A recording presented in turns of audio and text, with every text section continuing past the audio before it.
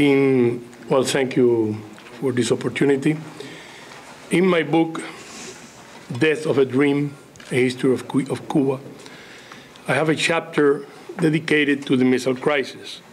And the title of that chapter is The Missile Crisis, Nikita Khrushchev, Dangerous Bluff. According to the ambassador, the Soviet ambassador in Washington, Anatoly Dobrynin, the Soviet Union, the Kremlin, was bluffing. They never, ever thought of the possibility of fighting a nuclear war. I am not going to go into the details because it has been brilliantly explained and discussed different points of views on the events. I would like to concentrate on an issue that my dear Professor Jaime Suchiliki insisted that I talk on Fidel Castro personality. By the way, Jaime was my professor, and he insists that I am older than him. You look older.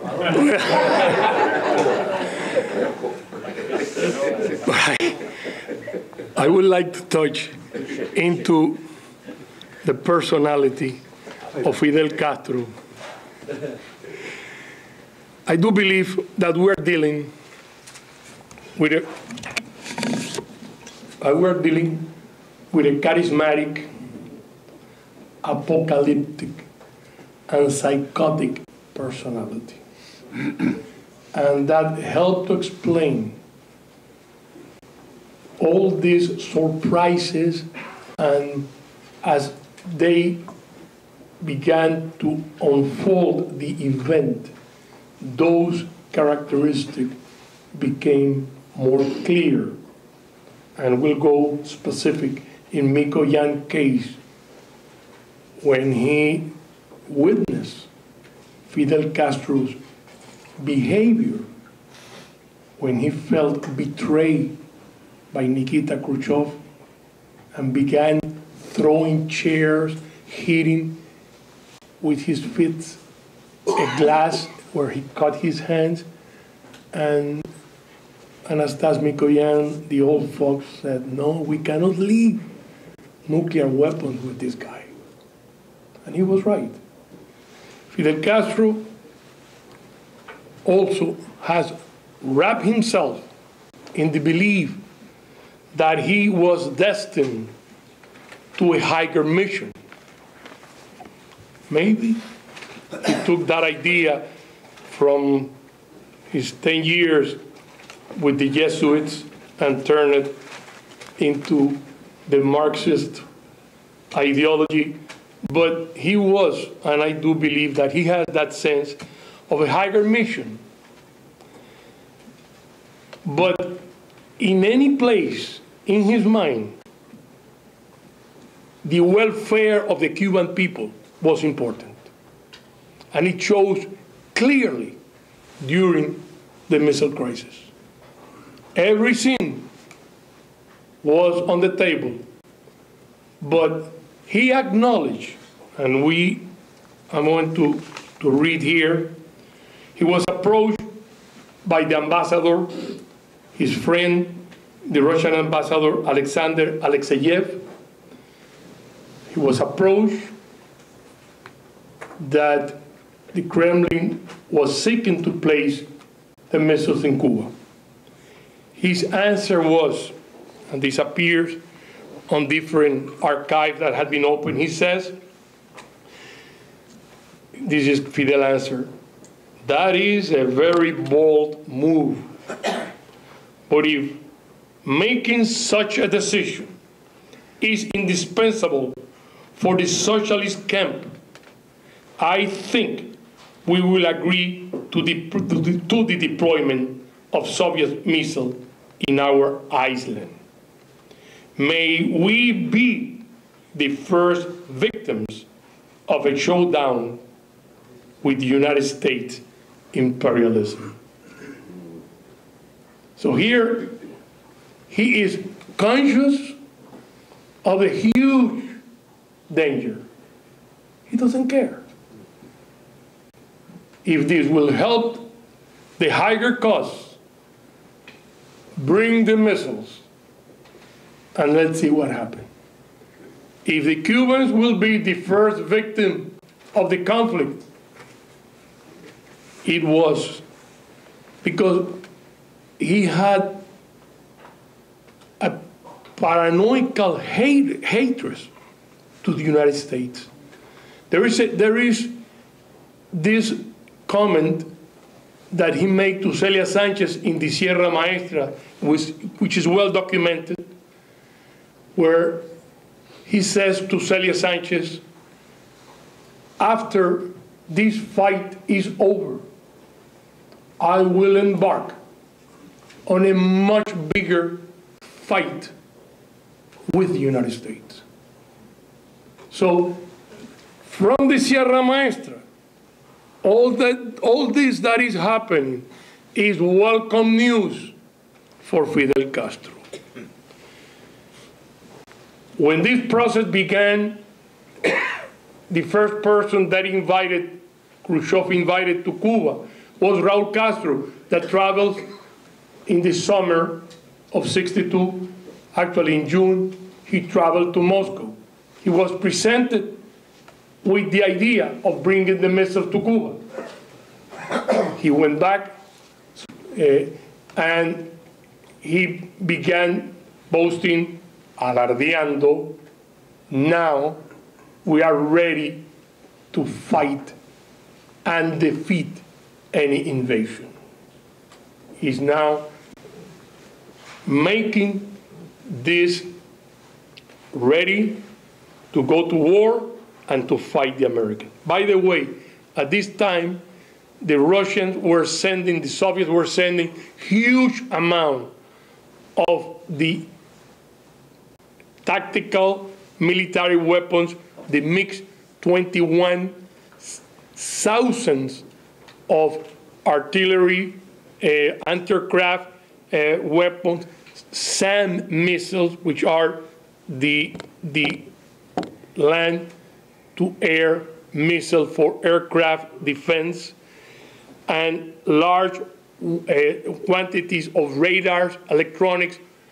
The Cuban army became, at this period, the most powerful army in Latin America, including Mexico, Brazil, and Chile. It was the largest and most powerful army at the time.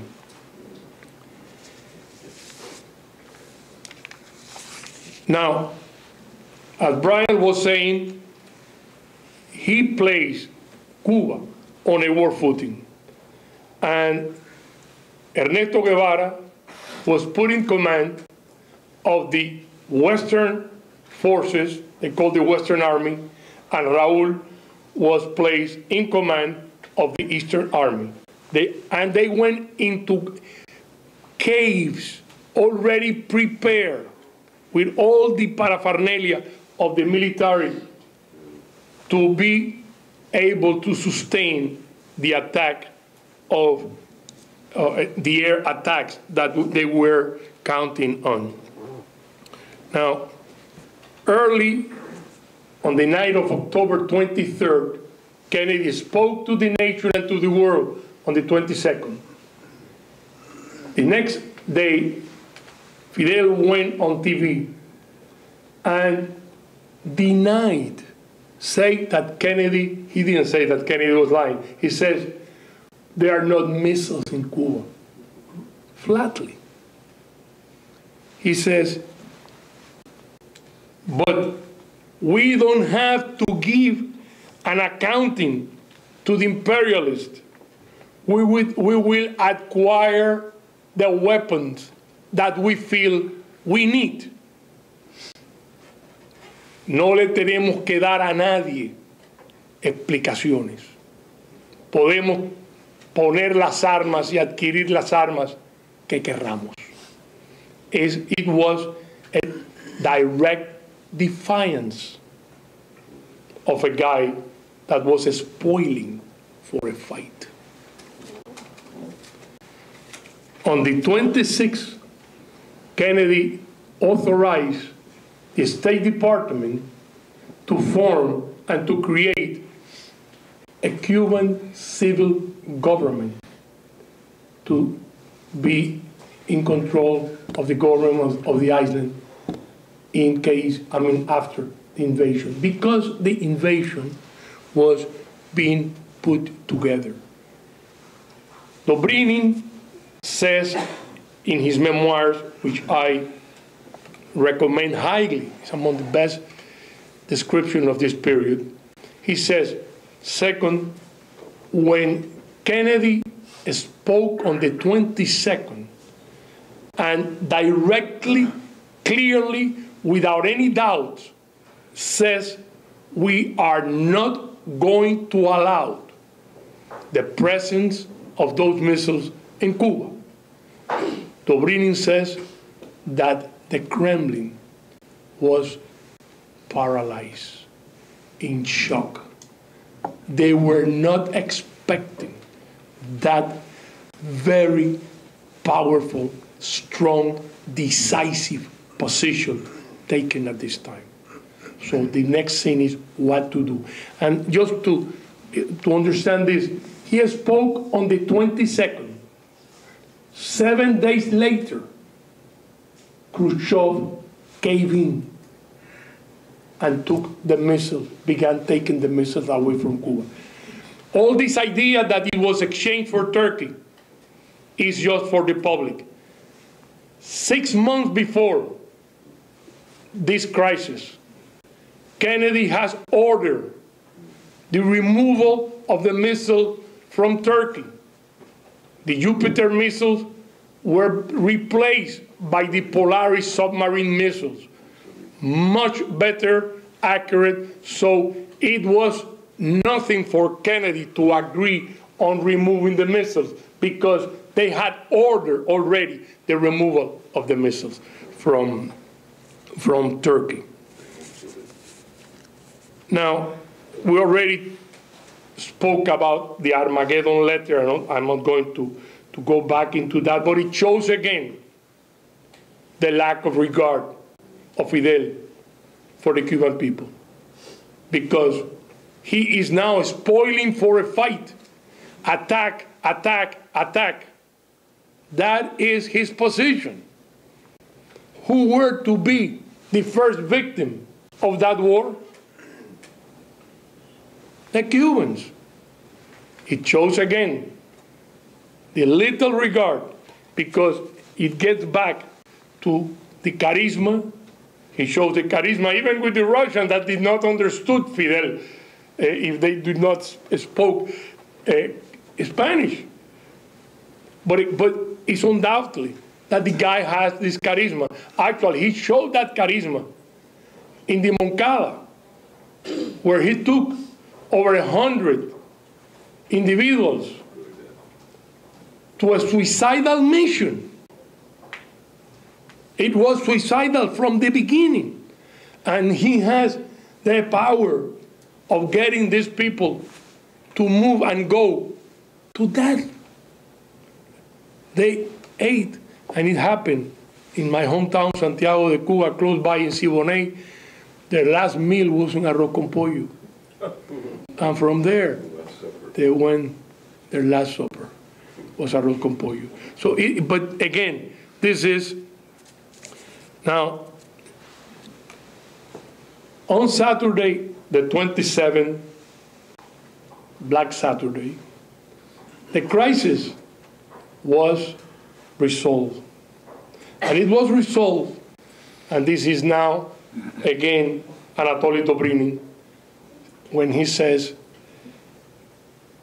that night, Robert Kennedy met with me, and I saw in his face a somber, terrible look. The guy that was energetic, and he walked into the meeting, and I knew we have reached the end of the line. Robert Kennedy was very precise. There is no more time. you have few hours to answer our demands.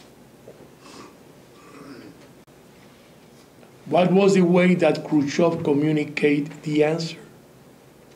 By Radio Moscow. They understood clearly that the invasion was about to be launched. And the issue of the tactical weapon is, the nuclear tactical weapon is questionable, because the plan was with aircraft to attack for several days, 3 or 4 times per day. And I don't think after that severe air attack there were to be too many of those defensive nuclear tactical weapons available. But that's another question.